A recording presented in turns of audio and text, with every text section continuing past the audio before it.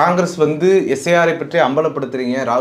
தலைவர் ராகுல் காந்தியிலிருந்து உங்களை போன்றவர்கள் வரைக்கும் அம்பலப்படுத்திட்டு தான் இருக்கீங்க தொடர்ச்சியாக. அப்படியே தொடர்ச்சியாக அம்பலப்படுத்திட்டு அப்படியே இருக்க போறீங்களா அப்படின்னு கேட்குறாங்களே. அதாவது மக்கள் கிட்ட உண்மையை சொல்றது தான் வந்து காங்கிரஸ் பண்ண முடியும். அந்த உண்மையை புரிஞ்சுக்கிட்டு எனக்கு ஓட்டு வேணும்னு எழுந்து நிற்க வேண்டியது வந்து மக்கள் தான். மக்கள் வந்து அதுக்கான ஒரு எழுந்து நிற்கலைன்னு சொன்னால் சத்தியமாக சொல்கிறேன், இந்த ஜனநாயகம் போயிடும். யாரோ ஒரு கட்சி பார்த்துப்பாங்க, ஒரு தலைவர் பார்த்துப்பாங்க, யாரோ 10 பேர் பார்த்துப்பாங்க அப்படிங்கிற நம்பிக்கை போலியாக மக்களிடையே விதைக்கப்படுகிறது. இதுவுமே சூழ்ச்சியாக மீடியா தான் வந்து விதைக்கிறாங்க.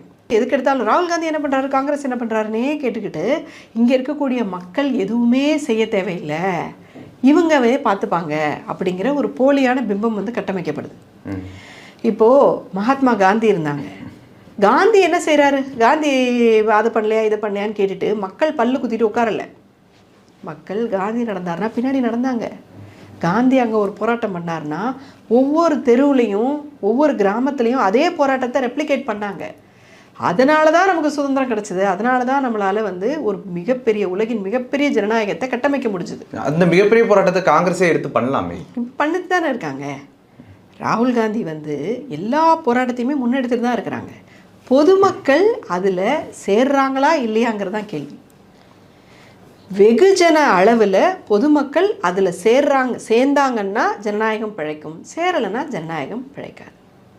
முதலில் ஜனநாயகத்தில் வாழ்வதற்கான தகுதி நமக்கு இருக்கிறதா இல்லையா என்பது தான் இங்கே இருக்கக்கூடிய ஒவ்வொரு குடிமக்களுக்குமான கேள்வி.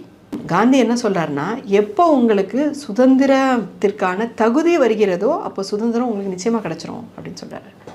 அப்போ சுதந்திரம் கிடைக்கிறதுக்கான தகுதின்னு எதை சொல்கிறாருன்னா பயமற்ற நிலைன்னு சொல்கிறாரு. சரியா? ஸோ வந்து அவங்க பார்த்துப்பாங்க இவங்க பார்த்துப்பாங்கன்னு சோம்பேறியாக உட்கார்றதோ, அல்லது வந்து எனக்கெல்லாம் இதில் ரோலே இல்லை, யாரோ ஒரு 4 பேர் ஜனநாயகத்தை பார்த்துப்பாங்க, மக்கள் ஆட்சினா மக்கள் தானே ஆட்சி செய்யணும், மக்கள் வந்து ஆட்சியே செய்யாமல் மக்கள் வந்து சும்மா வேடிக்கை பார்த்துக்கிட்டு இந்த டிவியில் வந்து ஃபுட்பாலை வேடிக்கை பார்ப்பாங்க தெரியுமா, இங்கேருந்து இப்படி பால் போகுது, இங்கேருந்து இப்படி பால் போகுதுன்னு சொல்லிட்டு இந்த அரசியல் தலைவர் இது சொல்கிறாரு, இந்த அரசியல் தலைவர் இதை சொல்கிறாரு, இப்படின்னே வேடிக்கை மட்டுமே பார்த்துட்டு இருக்கக்கூடிய ஜனம் சுதந்திரத்துக்கு தகுதியான ஜனம் கிடையாது. சொல்கிறது கஷ்டமாக இருக்கலாம், கேட்குறது கஷ்டமாக இருக்கலாம். ஆனால் வெறும் ராகுல் காந்தியும் ஒரு காங்கிரஸ் கட்சியும் மட்டுமே போராட்டங்களை முன்னெடுத்துக்கிட்டு இருந்தால் ஜனநாயகம் அனைவருக்கும் கிடைக்கவே கிடைக்காது, நம்ம அழிஞ்சு போய்டும்.